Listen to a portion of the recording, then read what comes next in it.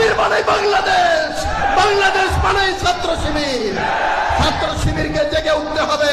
ষড়যন্ত্র শুরু হয়েছে, জামায়াত ইসলামী ষড়যন্ত্র রুখে দিতে পারুক আর না পারুক, ইসলামী ছাত্র শিবির এদেশের বিরুদ্ধে, জাতির বিরুদ্ধে, ইসলামের বিরুদ্ধে যদি কোনো ষড়যন্ত্র হয় জীবন দিয়ে তা প্রতিহত করবে।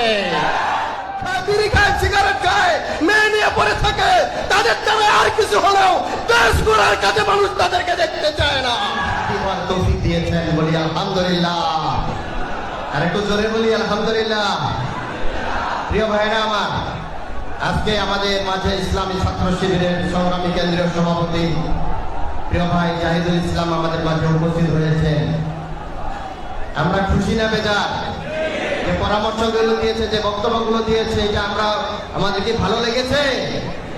তাহলে কি আমরা ভাইকে আশ্বাস দিতে পারি পঞ্চগড় জেলা শাখার পক্ষ থেকে যে আমরা আগামী দিনে